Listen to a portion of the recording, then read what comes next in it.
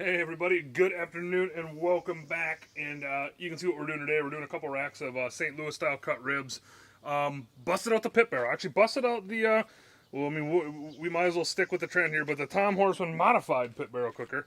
You can see he's got a couple eyelets on here for a nice little table. He's got this cool stack, which I actually kind of like because that way, if your temps are a little lower, if you're monitoring temps, which I am with my Maverick XR50, but if your temps are a little lower, instead of just cracking the lid or opening the bottom vent, you can kind of sort of just crack that lid until you get it where you want it, and then, either keep it open or, close it back down. But real easy. The way we got these prepped up today was just cut them up a little bit, squared them up, and then two different style rubs. I've been really liking this combo. Went on lightly with the Killer Hogs Z BBQ rub, and then went on pretty heavy with the Killer Hogs TX brisket rub. And sorry for the shadows, but there's where they are. Went 2 bones down, stuck the hook right in it. So let's go ahead and get these things hanging. The coal, charcoal, or the charcoal wood combination we're using today is we're using the B&B briquettes, the oak briquettes, and then I got a couple chunks of oak buried down in the wood or in the coal, and I'm gonna just go ahead and take one chunk of post oak right here and put it right on top. And let's go ahead and hang these things.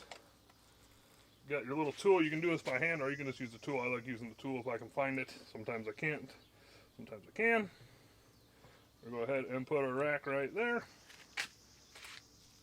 And then we're going to go ahead and put the other rack right across from it. So what the idea is today is to run this temp. I'm going to try to run this pit right around the 250 to 275 range. I'm shooting for more of the 275 range, and I'm going to let these hang for about 2 hours, and then I'm going to pull them off, and then I'm going to wrap them up, put them on the grate, let them go for an hour, and then sauce them after that hour for about an hour and a half hour. So we're hoping to do like a 2-1 half kind of style ribs at the end of PBC. So besides that, we're going to go ahead and leave this thing shut down, get this thing pinned where I want it, and we'll probably give you a peek after an hour or two, so we'll see you then. Alright, just figured, I don't know if you can hear that. Hear that rumbling going on, but we are under a severe thunderstorm warning here for a little bit, so within like the next half hour things could get a bit sporty out here. But I was thinking about putting it in the garage, but I can tell you what, I have cooked with this pit barrel cooker in pretty much all weather conditions, whether it be windy, snow. I've cooked on this thing in the middle of a blizzard before, and as long as that bottom vent is not like facing into the wind, this thing just chugs right along. So I'm gonna leave it out here. Hopefully everything ends up just fine, which I'm sure it will.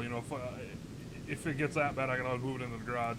But I'm gonna go ahead and just leave it out here. I just figured I'd just check in real quick. Hour into the cook, and we got a precipitation event going on. So yeah, I'll see you guys probably in about another hour or so. Alrighty, we are back. We are about 2 hours and 20 minutes in. You can see I got some fixins ready to go in, with the wrap I'm going to do.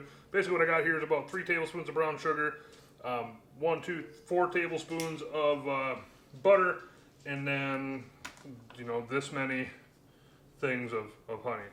But usually, I'll double layer it. And then I put some more the rub on it too. But usually I'll double layer it, so I'll put a layer down, put the ribs on, put another layer on top. Today I'm just going to do a single layer on each one. So I'm going to go ahead and take one of the racks here.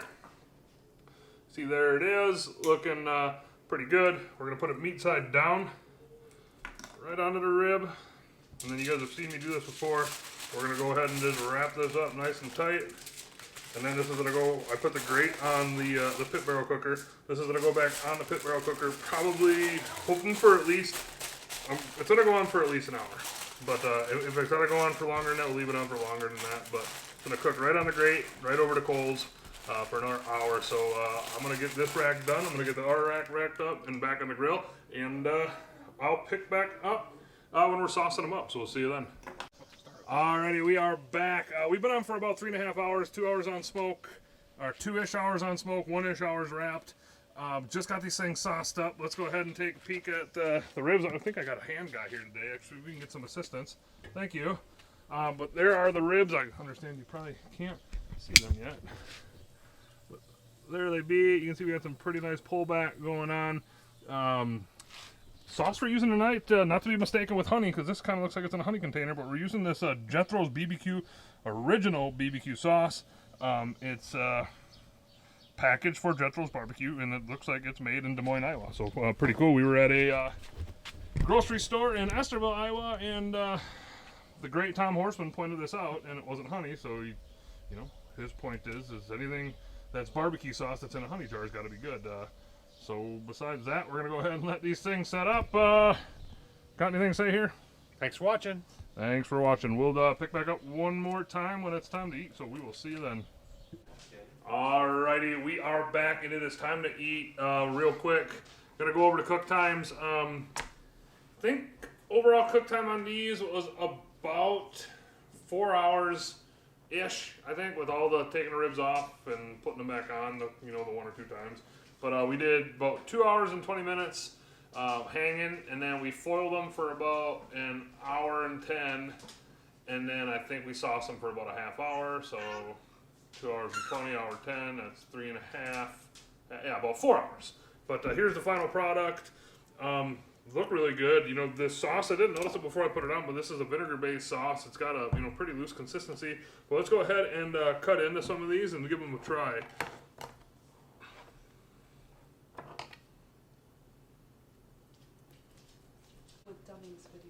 All right, so let's go ahead and give one of these a try.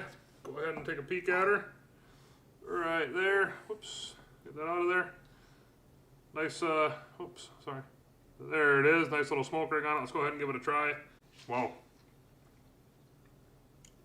That's not bad. That's pretty fantastic. Nice. It pulls off the bone, but it doesn't rip off the bone, and that's, what I like. There's a little bit of heat from that Killer Hogs TX brisket rub, and that combo of B&B oak briquettes and then the post oak wood is fantastic. So now, besides that, got a very important guest over here tonight. We're gonna go ahead and eat. Hope you guys and girls have a good night. And anybody else got anything to say? Thanks for watching.